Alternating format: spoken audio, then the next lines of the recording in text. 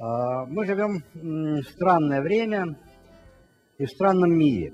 Я назову две особенности этого мира, которые мне сегодня понадобятся. Первое. Этот мир очень быстро обновляется. Причем обновление касается всех областей.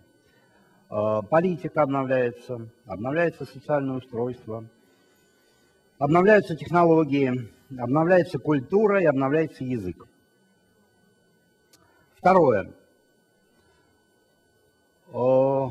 Между людьми проходят разрывы. И разрывы проходят по очень разным критериям. По возрасту, по полу, по образованию, по политическим взглядам.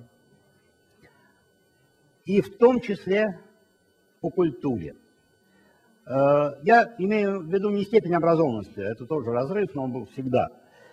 Я имею в виду отношение к культуре, а именно к первому пункту. Есть люди, и таких довольно много, которые очень быстро схватывают новое. Новое в технологиях, у них уже новый гаджет. Новое в культуре, они любят актуальное искусство. Новое в языке, они легко осваивают новые словечки. И, как правило, они не любят старое. Они презирают его, они считают его отжившим. Им старое неинтересно. Есть люди, которые цепляются за старое, которые живут в старом, которые отталкивают все новое, тоже презирая его. Оно неинтересно, оно даже пугает их. И людей первого типа, людей второго типа довольно много. А вот людей, которые, с одной стороны, схватывают новое, но с другой стороны пытаются не расставаться со старым, очень мало. Даже если я возьму свой круг ученых, то, например, лингвистов, которые любят древние языки, которые занимаются лингвистической экологией, спасают умирающие языки, их довольно много, они есть. А вот людей, занимающихся и современным языком, и как-то пытающихся сохранить уходящее, таких очень мало. Я сегодня буду говорить не о лингвистической экологии, хотя это тоже чрезвычайно интересная вещь, просто приведу примеры статистики. Каждые две недели умирает один язык на Земле. Это страшная цифра, и как раз вчера у меня в Москве брали комментарий по этому поводу, а надо ли спасать их. Умирают и умирают. Сегодня я буду говорить о русском языке, которому умирание не грозит. Но, тем не менее, от нас уходят слова. И как быть с этими словами? Ушли, забыли их, ведь появляется гораздо больше новых слов. Или все-таки что-то надо с ними делать, как-то их сохранять, как-то пытаться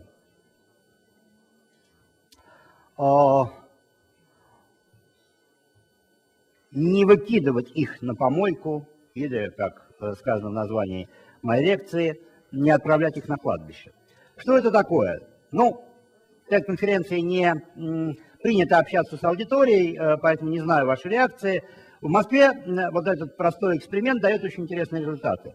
Но вопрос, что это, особенно если аудитория молодая, вот здесь сравнительно молодая аудитория, бывает один ответ, как правило, или, по крайней мере, первый ответ. Печатная машинка. Увы, такого не было. Но действительно, подавляющее количество людей отвечает именно так. Более того, в текстах, начиная с 95-го года примерно, то есть середины 90-х годов, печатные машинки ушли из нашего обихода совсем недавно, в начале 90-х. Это словосочетание входит в русский язык. У нас очень короткая память. Итак, не печатная машинка, пишущая машинка. Не просто эти слова ушли из обихода, мы их забыли. Понятно, почему печатная машинка, она печатает. Но это словосочетание не встречалось до 90-го года, практически не встречалось, встречалось скорее как оговорка. Печатная машина – это машина в типографии. Сегодня молодые люди не помнят, что это называлось пишущей машиной.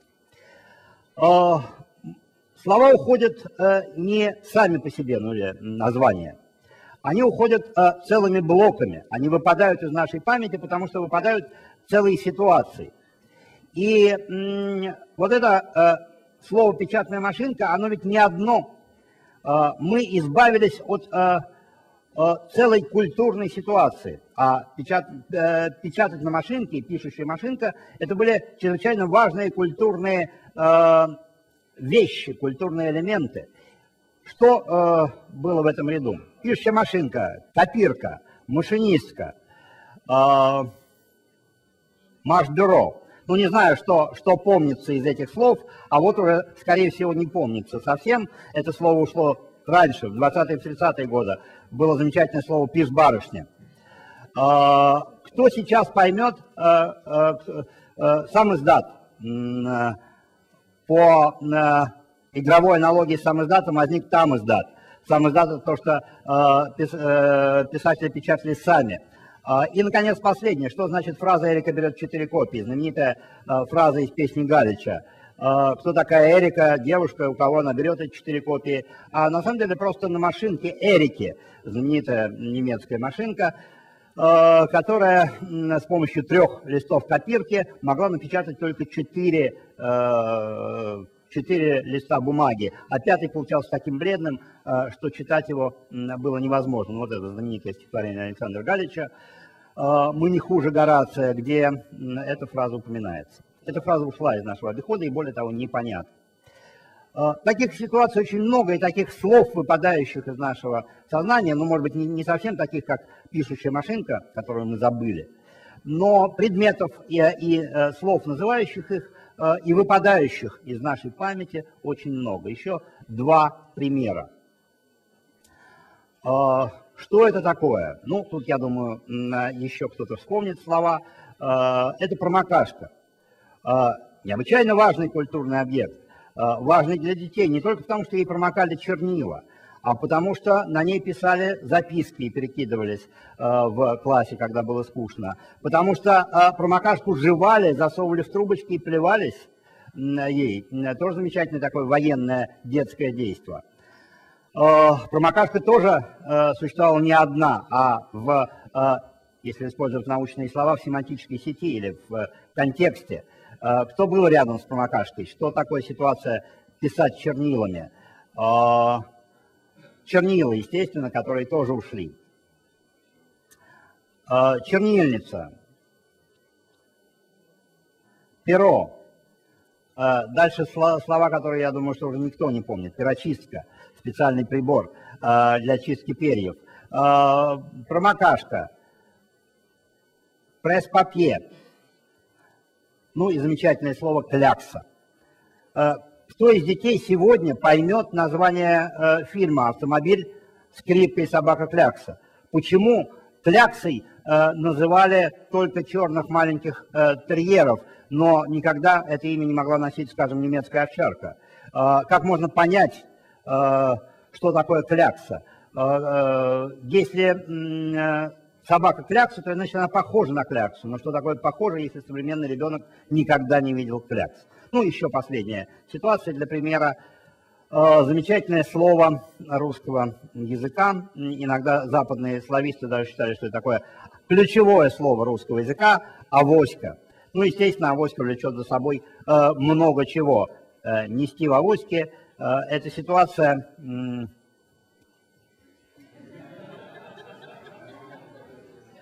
Ну, а это же важное слово. Заметьте, из предметов, я это не назову, был еще очень важный сырок «Дружба». Ему даже поставили памятник в России. Но сырок «Дружба» еще существует, бычки в томате, по-моему, не встречал давно. Четвертинка. А вот это замечательное слово. Ну, мерзавчик. Это что такое? Кто? Это маленький мерзавец? Нет, это бутылка водки. Но сколько в ней было грамм? Четвертинка – это 250, а мерзавчик – это совсем маленькая. Водка 100, бутылка 100 граммов. Эти слова ушли, ну, ушли. Получка. Заметьте, что слово «зарплата» осталось. А ведь главные слова социалистического времени – 3 рубля до получки занять. А сейчас занимают, если занимают, то до зарплаты. И почему ушло? Это же не идеологическое слово. Как это объяснить? Ну, откуда несли бычки в томате? Из Продмага или, еще лучше, из Сельпо. Итак, ситуации пропадающие. Вместе с ними пропадают предметы, и вместе с ними пропадают слова. Что делать с этим? Можно ли спасти слово? Ну, ответ первый, простой. Нет. Не согласен. Ищем дальше. Есть ли еще выходы? Память. Ну, в памяти, да, какие-то слова сохраняются. Но заметьте, память у нас короткая. И вот пишущую машинку мы уже в нашей коллективной памяти храним так себе. Скорее, она выпала из нее. Ну, такой привычный лингвистический способ. Словарь. Хороший способ. Традиционный способ. Но кто обращается к словарю? Кто будет искать слово в словаре? Ну, разве что человек столкнется с незнакомым словом в тексте, увидит промокашку, не знает, что это такое, посмотрит. Ну, так как мы иногда читаем Пушкина или наших классиков, иногда заглядывая в старые словари, чтобы проверить. Но это такой способ для очень неленивого читателя, а мы все, как мы знаем, ленивы и нелюбопытны. Как быть нам? И вот предложение очень простое. Создать музей слов. Может быть, виртуальный музей, может быть, реальный, но реальный создать, конечно, сложнее, поэтому эта задача не ставится.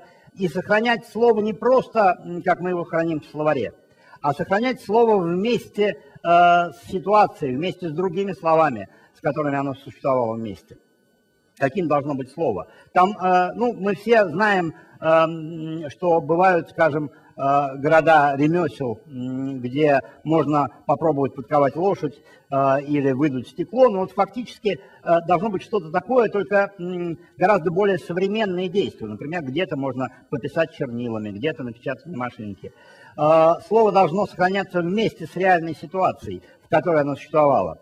Должны быть фотографии, ну вот те фотографии, которые я нашел, были взяты в интернете, и чтобы понять, что такое пишущая машинка, надо видеть, какие они были и как они изменялись в течение времени.